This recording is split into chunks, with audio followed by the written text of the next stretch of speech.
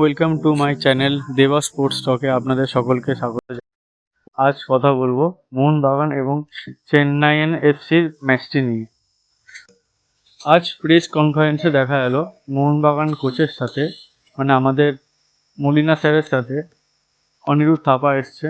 তো ধরা যেতেই পারে যে অনিরুদ্ধ থাপা কালকে প্রথম থেকেই খেলবে। যেরকম আগে আমার মনে হয় আগের টিম থেকে, আগে যে টিম খেলেছে সেই টিম থেকে হয়তো কেউ বাদ যাবে না, তারাই হয়তো খেলবে। হয়তো কিছু একটা চেঞ্জ হয়তো হতে পারে। আজকে যেরকম প্র্যাকটিসে দেখা গেল, প্রথমে ফিজিক্যাল ট্রেনিং করিয়ে পুরো টিমকে মানে পাসিং গেমের ওপরে মানে জোর দেওয়া হয়েছে টোটাল প্র্যাকটিসে। যেহেতু ফিটনেসের দিক থেকে এখন মোহনবাগান খুব মানে একটা ভালো জায়গায়, কারণ পুরো চোটমুক্ত মোহনবাগান বলতে গেলেই চলে। তো ফিটনেসের ওপরে খুব জোর দিচ্ছেন মলিনা স্যার। তার উপরে যেরকম আজকের ঘুরিয়ে ফিরিয়ে দেখা গেল, সবাইকে খেলিয়ে দেখিয়ে নিয়েছে। কালকের প্রথম একাদশে একটু হলেও আওয়াজ পাওয়া যায় যে কালকের প্রথম থেকে টিমই খেলবে, এটা একদম শিওর এক প্রকার বলা যেতে পারে। আর সেকেন্ড হাফে হয়তো স্টুয়ার্টকে নামাবে।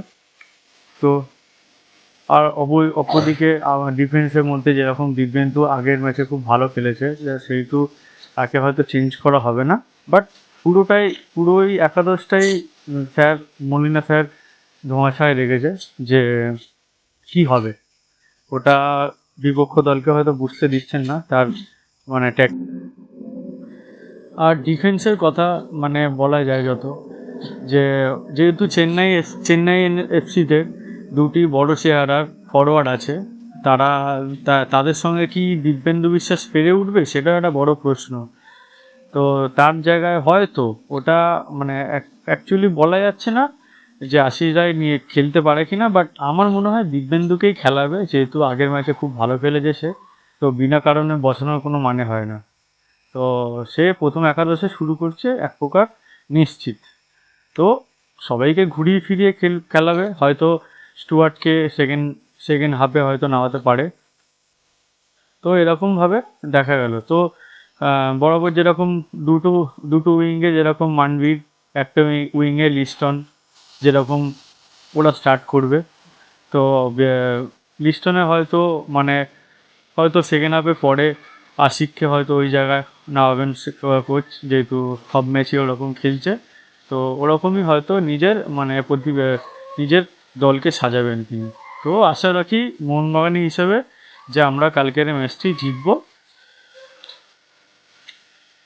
তো বাড়তি চাপের কোনো ব্যাপার নেই, যেহেতু এটা আমাদের হোম ম্যাচ, তো আমাদের ওপরেই প্রেশারটা থাকবে জেতার।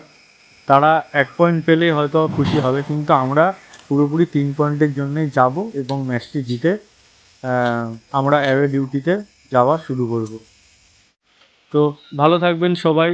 দেখা হচ্ছে আজকের ম্যাচে, আমি মাঠে থাকব এবং ম্যাচ ব্লগটি করব আপনাদের জন্যে। প্লিজ চ্যানেলটাকে সাবস্ক্রাইব করুন, পাশে থাকা বেল আইকনটি প্রেস করে দিন যাতে আমার ভিডিও নোটিফিকেশান রেগুলার আপনার মোবাইলে আসে, এবং আমার ব্লগটি ফলো করবেন। সবার ভালো লাগবে আশা করি। জয় মোহনবাগান।